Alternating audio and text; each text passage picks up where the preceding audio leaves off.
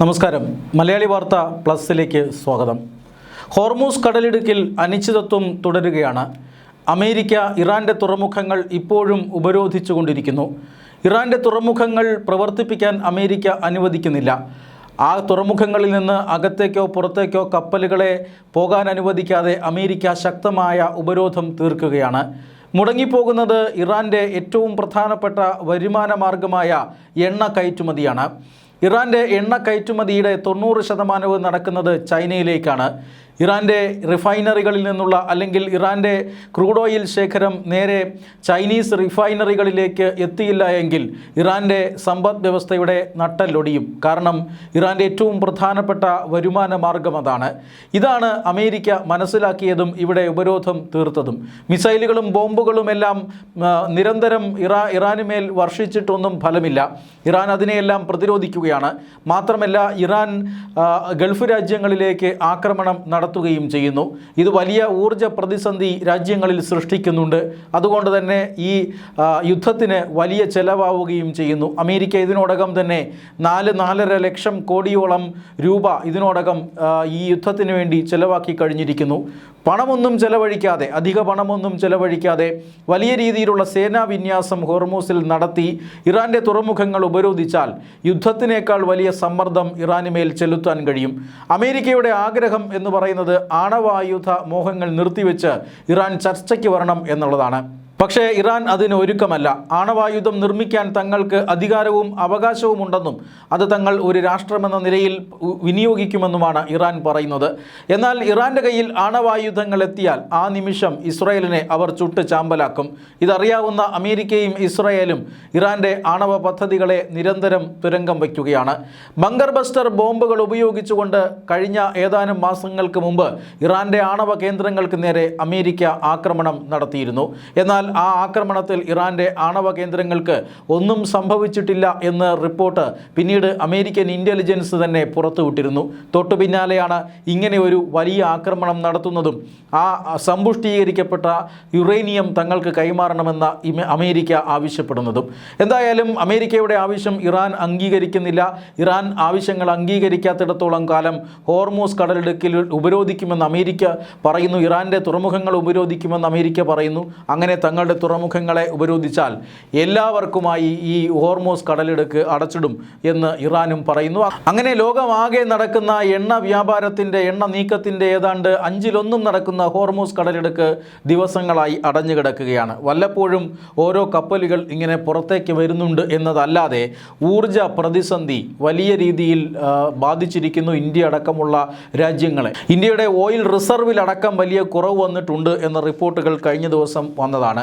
ഈ സാഹചര്യത്തിലാണ് പ്രധാനമന്ത്രി നരേന്ദ്രമോദിയുടെ UAE സന്ദർശനം പ്രസക്തമാകുന്നത്. നാളെയാണ് പ്രധാനമന്ത്രി നരേന്ദ്രമോദി UAEയിലെത്തുക. അവിടെ വളരെ പ്രധാനപ്പെട്ട ചർച്ചകൾ നടക്കും. UAE president Sheikh Muhammad bin Sayyid അൽ നഹ്യാനുമായി പ്രധാനമന്ത്രി നരേന്ദ്രമോദി ചർച്ച നടത്തും.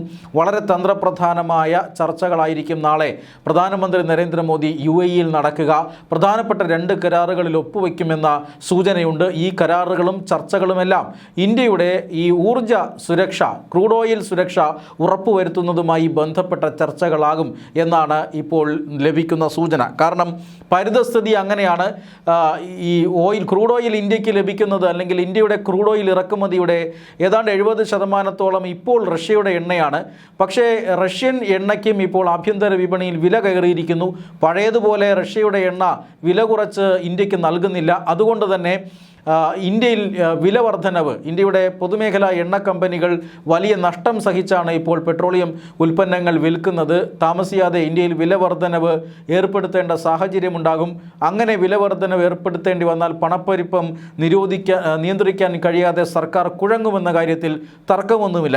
അതുകൊണ്ട് തന്നെ ഇന്ത്യയുടെ ഊർജ്ജ സുരക്ഷിതവുമായി ബന്ധപ്പെട്ട്, അല്ലെങ്കിൽ ഇന്ത്യയുടെ ഓയിൽ റിസർവുമായി ബന്ധപ്പെട്ട കരാറുകളായിരിക്കും UAEയുമായി ഉണ്ടാക്കുക. നേരത്തെ തന്നെ UAE ഇക്ക് ഇതുമായി ബന്ധപ്പെട്ട കരാറുകളുണ്ട്. ഇന്ത്യയുടെ കരുതൽ എണ്ണ ശേഖരം, ആ കരുതൽ ശേഖരം ഇന്ത്യയിൽ തന്നെയുള്ള 3 ഇടങ്ങളിലാണ് എണ്ണ സൂക്ഷിച്ചു വയ്ക്കുന്നത്.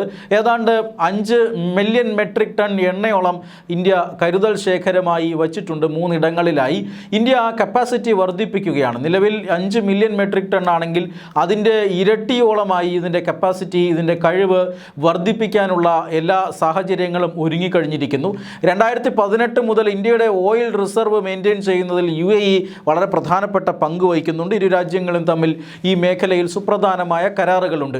അത് ഇന്ത്യയുടെ ഈ ഓയിൽ റിസർവ് വർദ്ധിപ്പിക്കുമ്പോൾ UAEക്ക് വളരെ കൃത്യമായ റോള് വഹിക്കാനുണ്ട്. അതുകൊണ്ട് തന്നെ ഇതുമായി ബന്ധപ്പെട്ട കരാറുകളായിരിക്കും പ്രധാനമന്ത്രി നരേന്ദ്രമോദിയും അതുപോലെ തന്നെ UAE പ്രസിഡന്റുമായിട്ടുമുള്ള ചർച്ചകളിൽ ഉന്നയിക്കപ്പെടുക എന്ന കാര്യത്തിൽ തർക്കമില്ല. UAE ഇപ്പോൾ ഇന്ത്യയുടെ ഓയിൽ ഇമ്പോർട്ടിൻ്റെ, അതായത് ക്രൂഡ് ഓയിൽ ഇമ്പോർട്ടിൽ 4ാം സ്ഥാനത്താണുള്ളത്. അതായത് ഇന്ത്യ ഏറ്റവും കൂടുതൽ എണ്ണ വാങ്ങുന്ന 4ാമത്തെ രാജ്യമാണ് UAE. അതായത് ഇന്ത്യ ഉപയോഗിക്കുന്ന മൊത്തം എണ്ണയുടെ 11% വരുന്നത് UAEയിൽ നിന്നാണ്.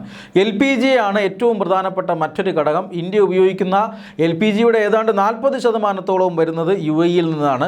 UAEയിൽ നിന്നാണ് ഏറ്റവും അധികം LPG ഇന്ത്യ വാങ്ങുന്നതും. ആ സ്ഥാനത്ത് അല്ലെങ്കിൽ ആ മേഖലയിൽ UAE 1ാം സ്ഥാനത്താണ് എന്നുള്ളതാണ്. അതുകൊണ്ട് തന്നെ UAEയുമായിട്ടുള്ള പങ്കാളിത്തം വളരെ പ്രധാനമാണ്. അത് വർദ്ധിപ്പിക്കേണ്ടത് ആവശ്യമാണ്. അത് ഈ കാലഘട്ടത്തിൽ അതൊന്നുകൂടി പ്രസക്തമാവുകയും ചെയ്യുന്നു. അതുകൊണ്ടാണ് പ്രത്യേകിച്ചും ഇപ്പോൾ UAE ഒപ്പക് രാജ്യങ്ങളിൽ നിന്നും പുറത്തു വന്നിട്ടുണ്ട്. ഒപ്പക് എന്ന സംഘടനയിൽ നിന്നും പുറത്തു വന്നിട്ടുണ്ട്. നമുക്കറിയാം ഒപ്പക്കിന് ഈ ഉൽപ്പാദന നിയന്ത്രണങ്ങളുണ്ട്. അതുകൊണ്ട് തന്നെ ഇന്ത്യ അടക്കമുള്ള രാജ്യങ്ങൾക്ക് ആവശ്യമുള്ള എണ്ണ നൽകാൻ UAEക്ക് പലപ്പോഴും സാധിക്കാതെ വരുന്നുണ്ട്. ഇപ്പോൾ ഒപ്പക്കിൽ നിന്നും UAE പുറത്തു വന്ന സാഹചര്യത്തിൽ കൂടുതൽ എണ്ണ കുറഞ്ഞ വിലയ്ക്ക് UAEയിൽ നിന്ന് ബാർഗെയിൻ ചെയ്തെടുക്കുക എന്ന ഉദ്ദേശമാണ് ഇപ്പോൾ ഇന്ത്യക്കുള്ളത്. അതിന് ഈ നരേന്ദ്രമോദിയുടെ സന്ദർശനവും അദ്ദേഹവുമായി ബന്ധപ്പെട്ട ചർച്ചകളുമെല്ലാം സഹായകമാകും എന്നാണ് പെട്രോളിയം മന്ത്രാലയം കരുതുന്നത്. ഏതാണ്ട് നിർണായകമായ ഏറ്റവും പ്രധാനപ്പെട്ട സന്ദർശനമാണ് പ്രധാനമന്ത്രി നരേന്ദ്രമോദി UAEയിൽ നടത്തുക. ഈ UAEയുമായി ഉള്ള ചങ്ങാത്തം അത് വർദ്ധിപ്പിക്കുന്നതിന് മറ്റൊരു പ്രധാനപ്പെട്ട ഘടകം കൂടിയുണ്ട്. അതായത് ഈ ഹോർമൂസ് കടലിടുക്ക്, മറ്റെല്ലാ ഈ പ്രദേശത്തെ എണ്ണയുൽപാദക രാജ്യങ്ങളിൽ നിന്നും എണ്ണ വാങ്ങണമെങ്കിൽ ഹോർമൂസ് കടലിടുക്കിലൂടെ അകത്തേക്ക് ഈ ഗൾഫ് മേഖലകളിലേക്ക് കപ്പലുകൾ പോവുകയും അവിടെ നിന്നും എണ്ണ കപ്പലുകളിൽ ലോഡ് ചെയ്ത് ഹോർമൂസ് കടലിടുക്ക് വഴി പുറത്തേക്ക് വരികയും ചെയ്യണം. അതാണ് ഏക പോംവഴി എന്ന് പറയുന്നത്.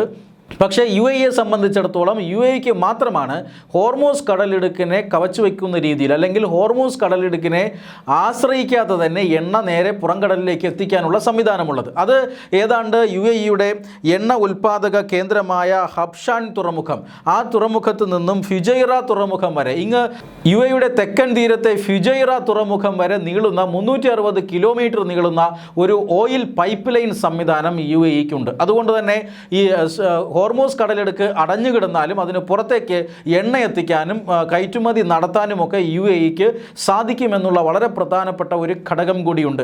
അത് പക്ഷേ ഏതാണ്ട് 1.5 മില്യൺ ബാരൽ മാത്രമേ ഒരു ദിവസം ഈ പൈപ്പിലൂടെ പുറത്തേക്ക് എത്തിക്കാനും കയറ്റുമതി ചെയ്യാനും സാധിക്കുകയുള്ളൂ. ഇത് ഹോർമൂസിലൂടെ കടന്നു പോകുന്ന എണ്ണയുടെ അളവ് നോക്കിയാൽ ചെറിയൊരു അംശം മാത്രമാണ്. ഏതാണ്ട് 20 മില്യൺ ബാരൽ ആണ് ഹോർമൂസ് കടലിടുക്കിലൂടെ ഓരോ ദിവസവും കടന്നു പോകുന്ന എണ്ണ.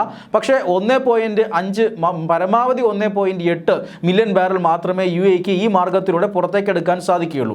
അതുകൊണ്ട് തന്നെ ആ മേഖലയിൽ ഹോർമൂസ് കടലിടുക്ക് അടഞ്ഞു കിടക്കുന്ന ഈ സാഹചര്യത്തിൽ ഈ പൈപ്പ് ലൈനിന് വലിയ ഡിമാൻഡ് ഉയരും. ആ ഡിമാൻഡ് ഉയരുന്ന സാഹചര്യത്തിൽ ഇന്ത്യക്ക് അർഹമായ പ്രാതിനിധ്യം കിട്ടേണ്ട സാഹചര്യമുണ്ട്. അതും കൂടി ഈ ചർച്ചയുടെ ഏറ്റവും പ്രധാനപ്പെട്ട ഭാഗമാണ്. അവിടെയും കൂടി ഇന്ത്യ അതിൻ്റെ സാന്നിധ്യം ഉറപ്പിക്കുന്നു എന്നുള്ളതാണ് ഏറ്റവും പ്രധാനപ്പെട്ട കാര്യം. അതോടൊപ്പം തന്നെ ഈ പറയുന്ന പൈപ്പ് ലൈനിനെ ഇറാൻ നിരന്തരം ലക്ഷ്യമിടുന്നുമുണ്ട്. ഈ അമേരിക്കയും ഇസ്രായേലും ഒക്കെ ഇറാനെ ആക്രമണം നടത്തുമ്പോൾ ഇറാൻ ഏറ്റവും കൂടുതൽ ആക്രമണം നടത്തുന്ന ഗൾഫ് രാജ്യങ്ങളിലൊന്ന് ഇറാനാണ്. ഇറാൻ ഏറ്റവും കൂടുതൽ ആക്രമണം നടത്തുന്ന ഗൾഫ് രാജ്യങ്ങളിലൊന്ന് UAE ആണ്. കാരണം മറ്റു രാജ്യങ്ങളെ അപേക്ഷിച്ച് UAEയിലാണ് അവർ ഏറ്റവും കൂടുതൽ ആക്രമണം നടത്തുന്നത്. അമേരിക്കൻ കേന്ദ്രങ്ങൾക്ക് പുറമെ UAEയുടെ വിമാനത്താവളം, UAEയുടെ റിഫൈനറി ഇവിടങ്ങളിലെല്ലാം ആക്രമണം നടത്തിയിട്ടുണ്ട്. ഈ പറയുന്ന Habshan Abu Dhabi crude oil pipe line എന്നറിയപ്പെടുന്ന ഈ പൈപ്പ് ലൈനിന് നേരെയും ഇറാൻ നോട്ടമിട്ട് വച്ചിട്ടുണ്ട്. ഈ ഈ പൈപ്പ് ലൈനിനും ഇറാൻ ലക്ഷ്യമിടുന്നുണ്ട് എന്നുള്ളതാണ് ഏറ്റവും പ്രധാനപ്പെട്ട കാര്യം. ഇത്തരത്തിലുള്ള അടിസ്ഥാന സൗകര്യങ്ങൾക്ക് വളരെ കൃത്യമായ സുരക്ഷ നൽകുക കൂടി ഇപ്പോൾ ഇന്ത്യ ചർച്ചയിൽ ഉയർന്നു വരും എന്ന് പ്രതീക്ഷിക്കുന്നു. വളരെ പ്രധാനപ്പെട്ട ചർച്ചകളാകും ചുരുക്കത്തിൽ നാളെ യിൽ ഇന്ത്യൻ പ്രധാനമന്ത്രിയും പ്രസിഡന്റും തമ്മിൽ നടക്കുക. അത് ഇന്ത്യയുടെ ഊർജ്ജ സുരക്ഷിതത്വത്തിന് വളരെ അത്യന്താപേക്ഷിതമായ ഘടകങ്ങളും ആ ചർച്ചയിൽ വിഷയങ്ങളായി വരും.